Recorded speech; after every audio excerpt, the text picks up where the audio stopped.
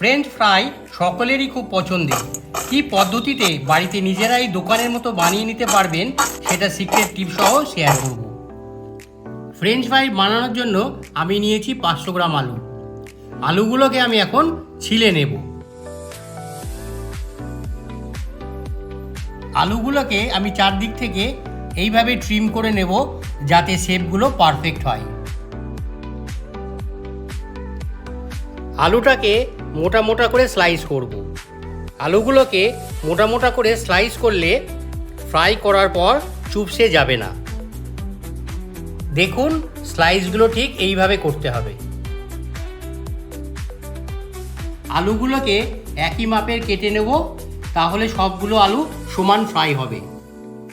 দেখুন ঠিক এইভাবে লম্বা লম্বা করে কেটে নিতে হবে। কেটে রাখা আলুগুলোকে আমি একদম ঠান্ডা জলে দিয়ে দিচ্ছি। ঠান্ডা জলে দিয়ে জল পাল্টে 2-3 বার ধুয়ে নিতে হবে। এইভাবে ধুয়ে নিলে স্টার্চটা বেরিয়ে যাবে। দেখুন জলটা এখনও ঘোলা আছে, আমি বারবার ধুয়ে নেব যতক্ষণ জলটা পরিষ্কার না হয়ে যাচ্ছে। এইভাবে ঠান্ডা জলে ধুলে স্টার্চগুলো বেরিয়ে যাবে আর ফ্রেঞ্চ ফ্রাই হবে খুব ক্রিস্পি।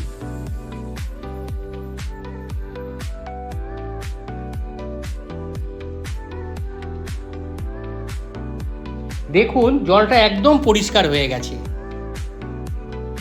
স্লাইসড আলুগুলোকে একটা ঝাঁঝরিতে রেখে ভালো করে জলগুলো ঝরিয়ে নেব। আলুগুলোকে ব্লাঞ্চ করার জন্য অল্প গরম জলে নুন দিয়ে 2-3 মিনিট সিদ্ধ করব।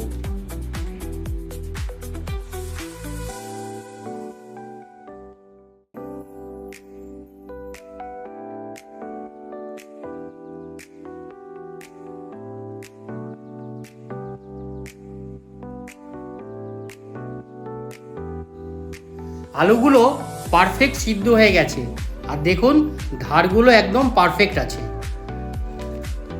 আলুগুলোকে তুলে আমি এবার একটা স্ট্রেনারে রাখছি ভালো করে জল ঝরিয়ে নেওয়ার জন্য।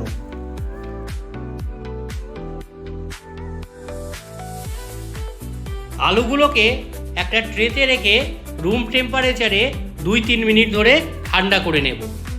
আলুগুলো ঠান্ডা হয়ে গেছে, এবার আমি ডিপ ফ্রিজে 1 ঘন্টার জন্য রেখে দেব। 1 ঘন্টা হয়ে গেছে, এবার আমি আলুগুলোকে বার করে নিচ্ছি। হালকা গরম তেলে আলুগুলোকে ফ্রাই করতে হবে।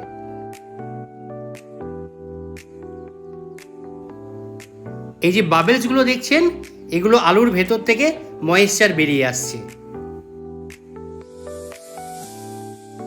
বাবেলসগুলো কমে গেলে এগুলোকে আমি একটা জায়গায় তুলে নেব।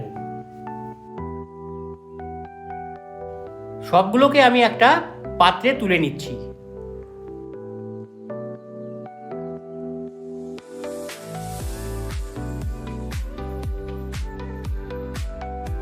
আলুগুলোকে একটু ছড়িয়ে দিয়ে 4-5 মিনিট রেস্টে রাখবো। একইভাবে বাকি আলুগুলোকে ভেজে নিচ্ছি।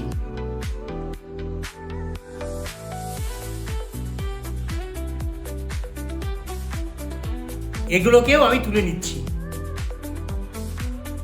আলুগুলো ভেতর থেকে সিদ্ধ হয়ে গেছে, বাইরেটা ক্রাঞ্চি করার জন্য ডবল ফ্রাই করে নেব।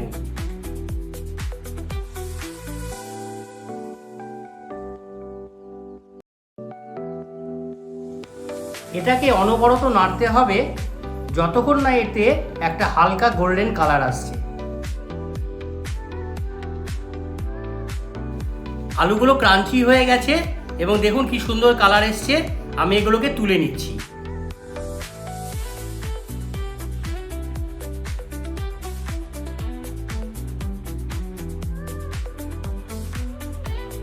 এবার আমি দিয়ে দিচ্ছি নুন, গোলমরিচ এবং ধনেপাতা। ভালো করে টস করে নেব। আওয়াজ শুনে বুঝতে পারছেন কতটা ক্রিস্পি হয়েছে।